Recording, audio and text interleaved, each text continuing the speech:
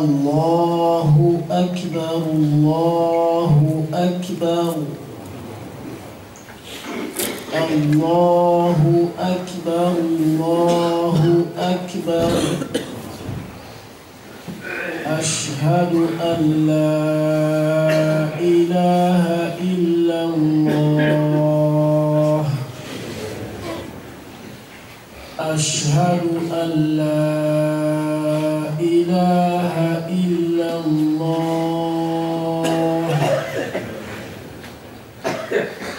أشهد أن محمدًا رسول الله.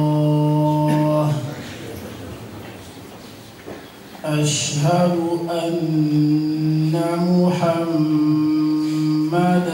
رسول الله. حي على الصلاة. حي على الصلاة.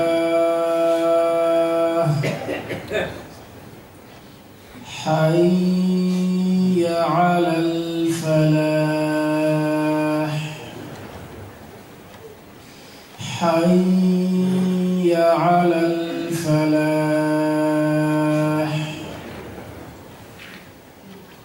الله أكبر الله أكبر. لا إله إلا الله.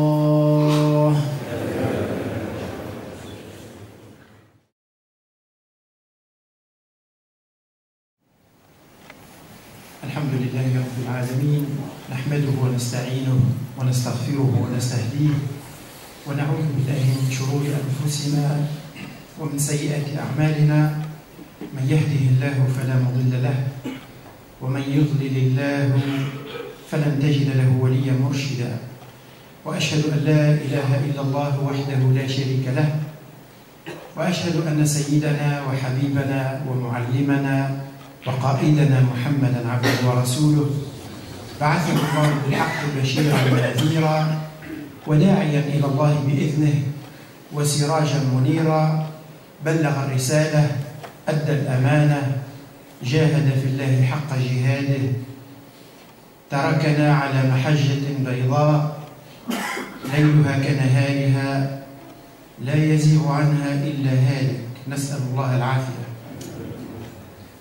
إخواني الأعزاء، يقول الله تعالى في محكم كتابه: أعوذ بالله من الشيطان الرجيم، بسم الله الرحمن الرحيم، كل نفس ذائقة الموت وإنما توفون أجوركم يوم القيامة فمن زحزح عن النار وأدخل الجنة فقد فاز وما الحياة الدنيا إلا متاع الغرور.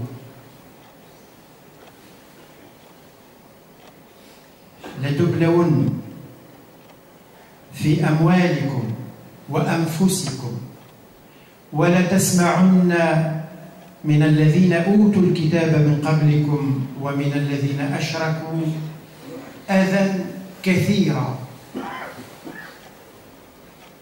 وإن تصبروا وتتقوا فإن ذلك من عزم الأمور. صدق الله العظيم.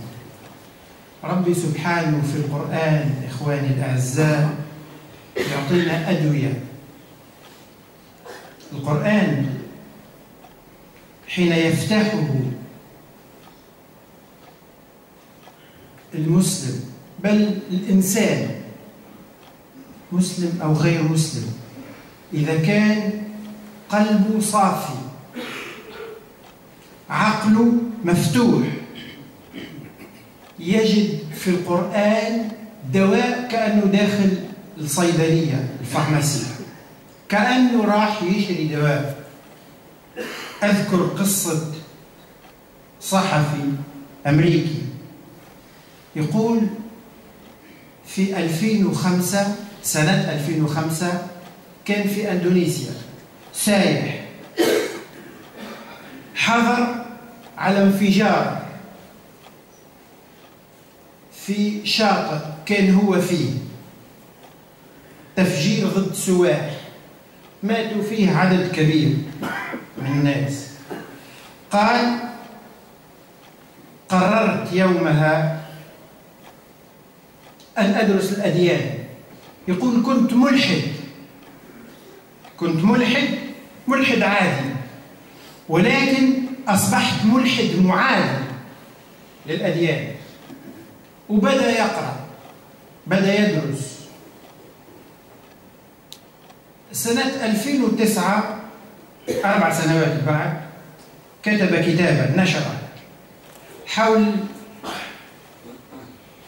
التوراة وصورة ربي في التوراة. عنوان الكتاب: الله يكرهكم فاكرهوه. هذا عنوان الكتاب. بعد عام أصدر كتاب آخر على الإنجيل، درس فيه الإنجيل، وكتب كتاب خرجه موجود في السوق: المسيح كذاب، إنما هو بشر.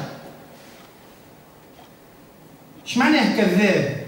يعني الناس اللي تقول عليه إنه هو ابن الله وابن الله وكأنه إله وما إله، هو فهم أنه هو يقول إنه إله، قال يكذب في هذه، هو بشر. يقول: بقيت شوية وقت وبعد بديت نحضر باش نكتب كتاب عن القرآن، وكتب كتابا عن القرآن. درس، قرأ القرآن وأعاد وخرج مجموعة من الآيات وكتبها، وكتب الكتاب هذا. يقول: لما قرأت القرآن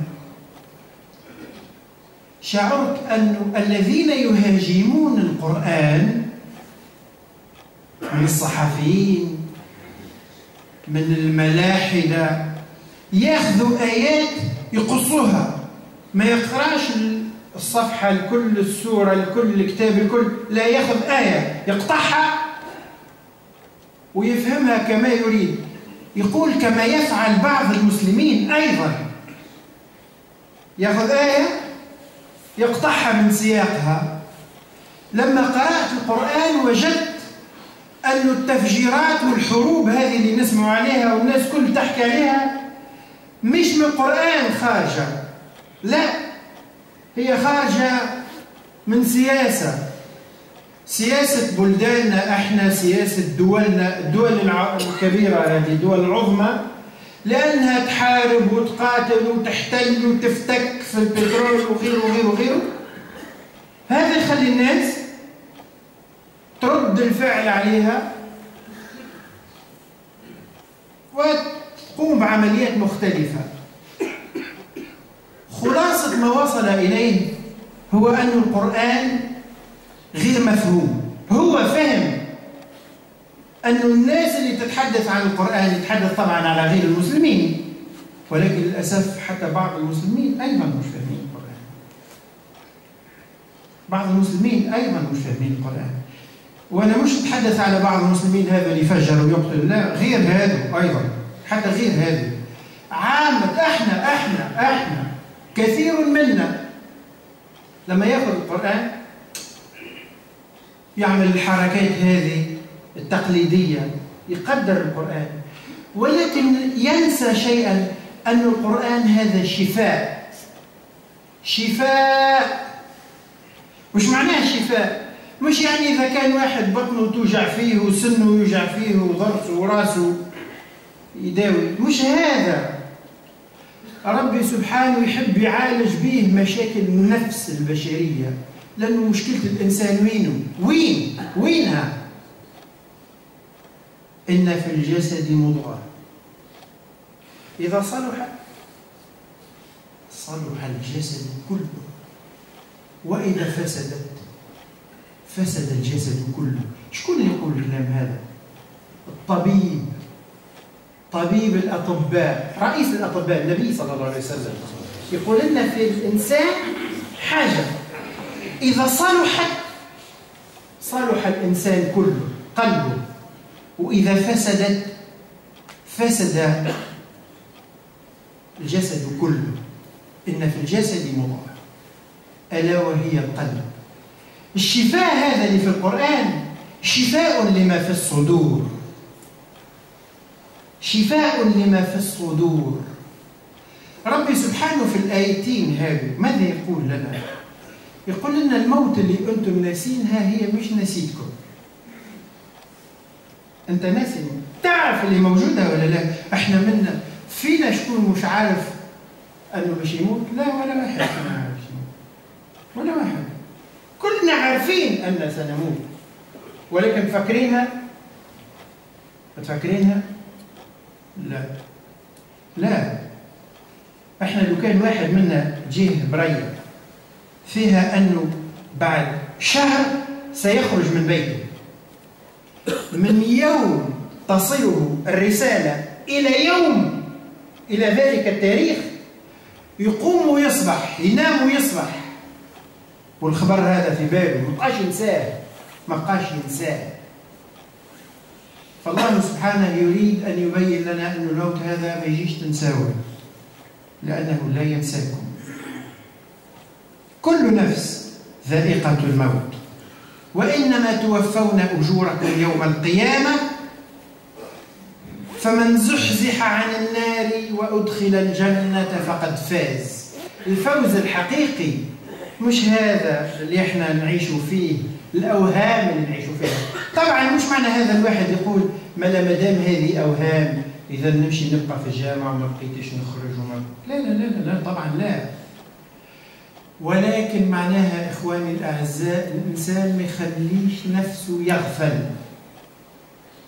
ما يخليش نفسه تنسى وتتقلب في راسه في نفسه الأولويات. أهم شيء هو أن تزحزح نفسك عن النار، لأنه من زحزح عن النار وأدخل الجنة فقد فاز. هذا هو الفوز. وما الحياة الدنيا إلا متاع الغرور. سأعود إلى تتمة الآية. أسأل الله أن يرينا الهدى هدى وأن يرزقنا اتباعه، وأن يرينا الباطل باطلا وأن يرزقنا اجتنابه. يغفر الله لي ولكم وهو الغفور الرحيم. وآخر دعوانا أن الحمد لله رب العالمين. استغفر الله تجدوه غفورا رحيما. لعل هذه الساعة تكون ساعة إجابة. يغفر الله لي ولكم وهو الغفور الرحيم. سبحان ربك رب العزة عما يصفون، وسلام على المرسلين، والحمد لله رب العالمين.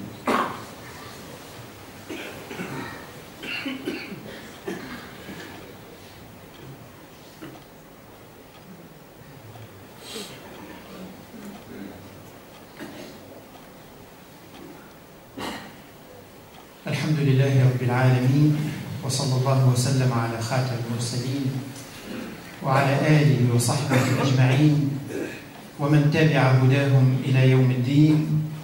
وأشهد أن لا إله إلا الله يتولى الصالحين، وأشهد أن سيدنا ونبينا محمدا صلى الله عليه وسلم مبعوث رحمة للعالمين. Mes frères et mes sœurs, Allah subhanahu wa ta'ala nous dit dans le Coran, dans Surat Al-Imran, versets 185-186, toute âme goûtera à la mort. Et celui qui se trouvera écarté du feu, introduit au paradis, c'est lui qui sera réellement heureux. وَمَا الْحَيَاةُ الدُّنْيَا إِلَّا مَتَاعُ الْغُرُورِ. La vie de ce monde n'est que jouissance illusoire pour nous dire que l'autre, c'est elle la vraie jouissance réelle, éternelle. Ensuite, Allah subhanahu wa ta'ala nous dit, vous allez certes entendre de ceux qui ont reçu le livre avant vous et des associateurs beaucoup de calomnies. Wa in tasbiru, si vous vous montrez endurant, si vous vous attachez à Dieu, vous vous montrez craintif vis-à-vis de Dieu, wa tattaqu, pieux, craintif, mais attaché à Allah subhanahu wa ta'ala, ceci est la meilleure des résolutions. فَإِنَّ ذَلِكَ مِنْ عَزْمِ الْأُمُورِ. Dans ces deux versets, Allah subhanahu wa ta'ala nous fait des rappels importants. Vous savez, mes frères et sœurs, le Coran, il faut savoir le lire. Savoir le lire dans quel sens? On sait tous le lire, en arabe, en français ou traduit. C'est pas le lire. Non, c'est-à-dire que quand je pense au Coran, quand je vois le Coran, quelle est l'image qui me vient à l'esprit? Je vois quoi à travers lui? C'est un livre? Oui, mais pas ça seulement. Oui, il y a un livre. Il y a des millions de livres. C'est le meilleur livre? Oui, d'accord. Et alors, après, qu'est-ce qu'il contient? Voilà comment il faut le voir. C'est comme une pharmacie dans une ville, ou un hôpital dans une ville, ou une boîte pharmaceutique dans une maison. C'est l'oxygène. C'est quelque chose d'incontournable. Donc, quand je l'ouvre, quand je le lis, je cherche dedans des réponses. J'ouvre pas seulement les oreilles pour écouter, non, j'ouvre mon cœur pour comprendre.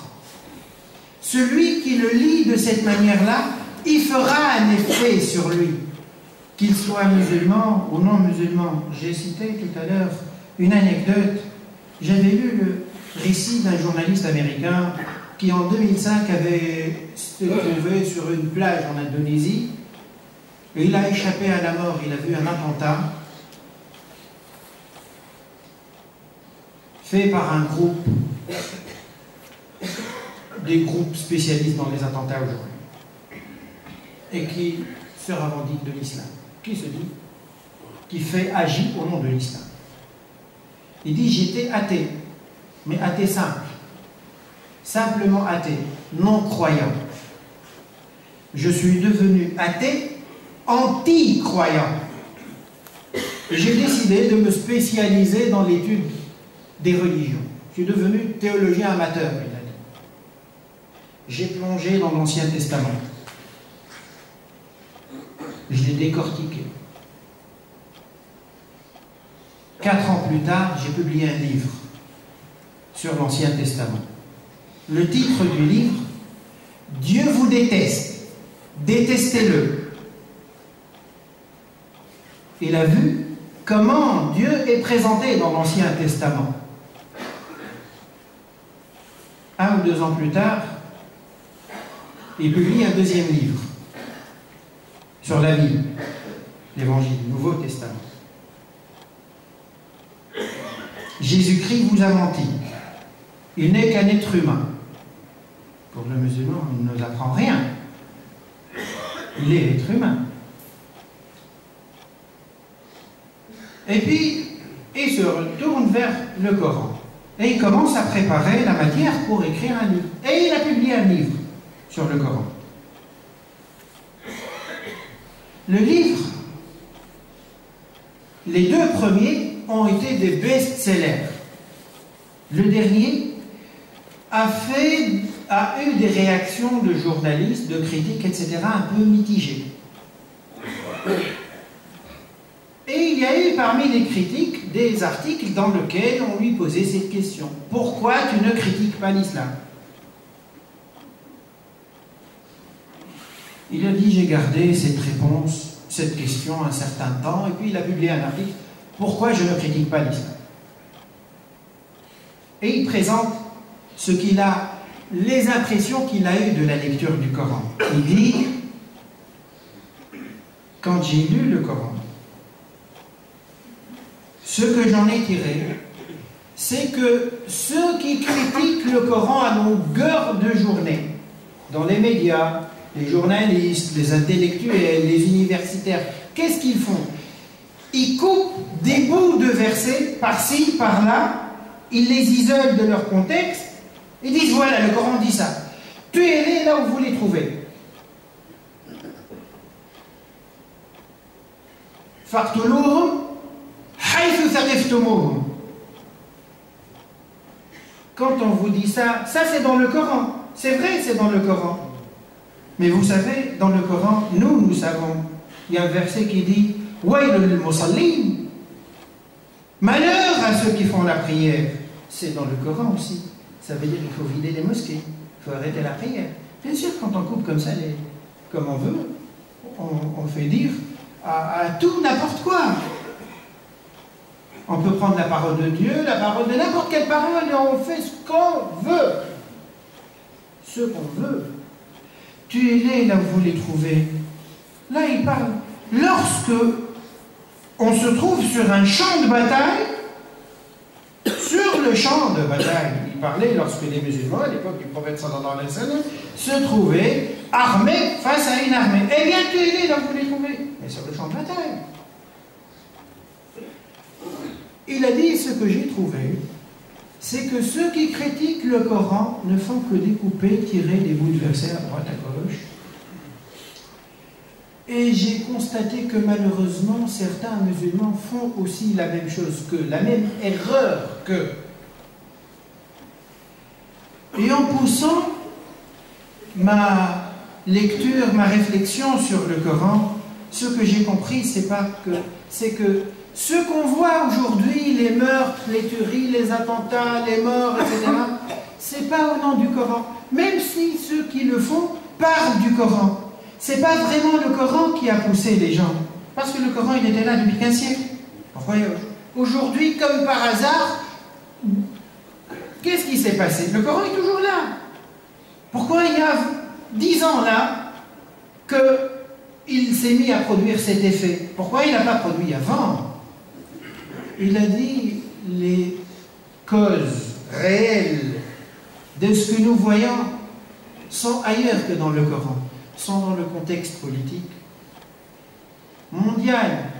C'est nous, c'est les grandes puissances qui tuent partout, qui occupent, qui bombardent, qui prennent des territoires, des richesses, le pétrole.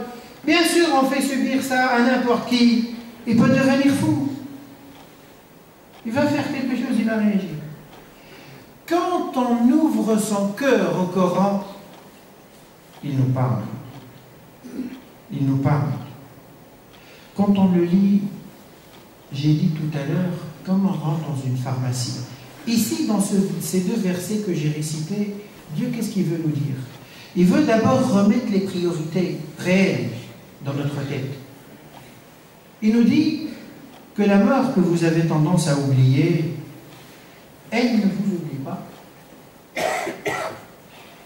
Elle court après vous. Et vous allez la trouver un jour devant vous. Donc, qu'est-ce que ça implique?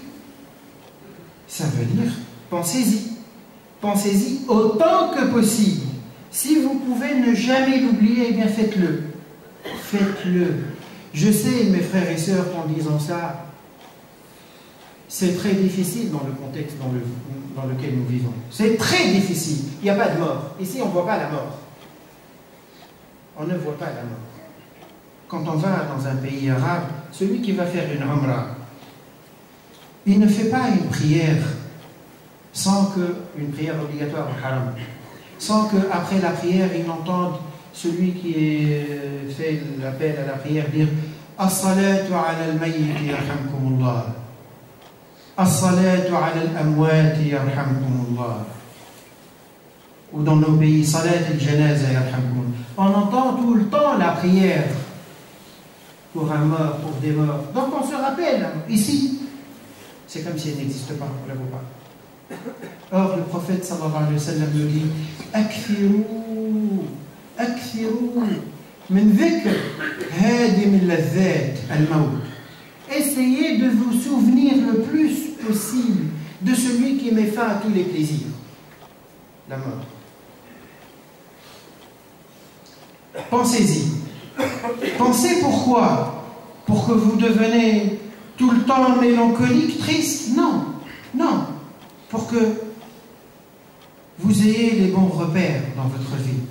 Pour que les choses ne vous prennent pas la tête.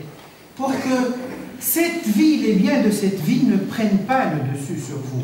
Et c'est pour ça qu'il nous dit, sachez que celui qui sera écarté du feu et emmené au paradis, c'est lui qui a vraiment tout gagné. C'est lui qui sera heureux. Car la vie d'ici-bas, cette vie-là, c'est des jouissances, mais éphémères, illusoires. Tu te fixes un objectif, tu dis, ah, je veux bien avoir une maison. Et dans ta tête, tant que tu n'as pas de maison, tu n'as pas d'appartement, tu n'as pas quelque chose, ton bonheur, c'est là. C'est curieux, c'est que dès que tu arrives et tu l'as, t'en mets un autre. Et celui que tu viens d'avoir, tu l'oublies. Et on dirait que tu cours après un mirage. C'est comme un mirage. Quand tu arrives, lui se prolonge. C'est une jouissance, mais illusoire. La jouissance qui comble pleinement. C'est celle vers laquelle Allah subhanahu wa ta'ala veut nous tourner. Il nous dit, faites en sorte que votre priorité soit là-bas. Et vous savez, mes frères et sœurs, concrètement, qu'est-ce que ça veut dire? Ça veut dire, Allah, il te donne l'argent, il te donne les moyens, il te donne, il te donne, il te donne. Et toi, tu fais quoi? Alhamdulillah, je donne la zakat. Je donne la zakat. C'est bien, alhamdulillah. Déjà, si on pense, alhamdulillah. Mais quand on regarde nos compagnons, radiyallahu anhum, lorsque le prophète, sallallahu alayhi wa sallam, incite les gens à donner, ils font quoi? Eh bien, ils donnent la moitié. Ils donnent la totalité de leur richesse, de leur fortune. Ils ramènent tout. Ils donnent tout. Pourquoi? Parce que pour lui, il ne donne pas. Il met dans un coffre-fort pour lui. Puisque le prophète, sallallahu alayhi wa sallam, leur a dit que ce que vous gardez, c'est à moi, cet argent est à moi, etc. Tu sais ce qui t'appartient réellement? Ce que tu as mangé, tu as consommé, il est à toi. Ce que tu as porté comme vêtement, tu l'as usé, il est à toi. Ou bien, ce que tu as donné, tu vas le retrouver. En dehors de ce que tu as mangé, de ce que tu as porté, de ce que tu as donné à Dieu, donc tu l'as épargné dans ton compte, en dehors de ça, le reste, il ne t'appartient pas. Il part, tu meurs, tu le laisses, tu as des chiffres, mais tu n'as rien. Donc mange ce que tu peux, autant que tu peux, habille-toi autant que tu peux. Ou bien alors, épargne plutôt autant que tu peux. Ça, c'est la première information, le premier point important. Distinguer les priorités. La priorité des priorités, c'est là-bas. Et cette vie-là, les moyens que nous avons, c'est un chemin.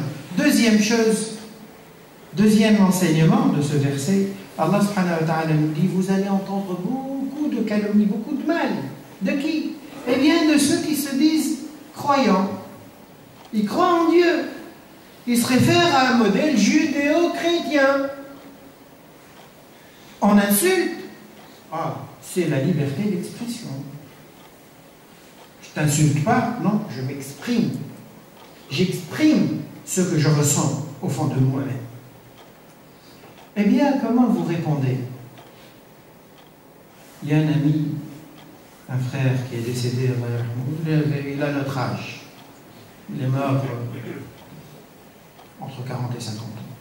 Il était burkinabé. Il m'a dit un jour, on a un proverbe au Burkina Faso qui nous dit, lorsque un âne te donne un coup de pied, tu fais quoi? Tu fais comme lui, tu te retournes et tu lui donnes un coup de pied? Non, tu agis autrement. Eh bien, Allah subhanahu wa ta'ala nous dit, wa in tasbiru. Face à ce que vous entendez, eh bien voilà votre recours. Patience et vous accrochez à Allah subhanahu wa ta'ala. Tasbiru wa tattaqu. pas tasbirou à contre-cœur. Non, non, non, non, non. Dites-vous que les prophètes ont entendu beaucoup. On n'a rien entendu. Ils ont entendu beaucoup. Ils ont vu beaucoup. Et vous vous accrochez à Allah subhanahu wa ta'ala, vous placez votre confiance en Allah subhanahu wa ta'ala. Au moins vous vous protégez intérieurement. Et dans un autre verset, il nous dit leur nuisance, elle ne vous sera pas nuisible. أسأل الله أن يرينا الهدى هدى وأن يرزقنا اتباعه. اللهم اغفر ذنوبنا واستر عيوبنا طهر قلوبنا اختم بالصالحات أعمالنا توفنا وأنت راض عنا. اللهم لا تدع لنا في هذا اليوم العظيم ذنبا إلا غفرته ولا هما إلا فرجته ولا مريضا إلا شفيته ولا مظلوما إلا نصرته ولا ظالما إلا قصمته ولا حاجة هي لك رضا إلا قضيتها يا أرحم الراحمين. اللهم انصر الإسلام وأعز المسلمين. اللهم أعلي بفضلك كلمة الحق والدين. اللهم من أراد بالإسلام والمسلمين خيرا فوفقه ومن أراد بالإسلام والمسلمين شرا فاجعل كيده في نحره وفرق عليه شمله إنك سميع مجيب. اللهم اختم بالصالحات أعمالنا وبالسعادة آجالنا وتوفنا وأنت راض عنا. اللهم أحينا مسلمين. اللهم توفنا مسلمين. اللهم ألحقنا بالصالحين. اللهم اجعل خير أعمالنا خواتيمها وخير أعمالنا أواخرها وخير أيامنا يوم نلقاك يا أرحم الراحمين. إن الله يأمر بالعدل والإحسان وإيتاء ذي القربى وينهى عن الفحشاء والمنكر والبغي يعظكم لعلكم تذكرون. وقوموا إلى صلاتكم يرحمكم الله وأقم الصلاة.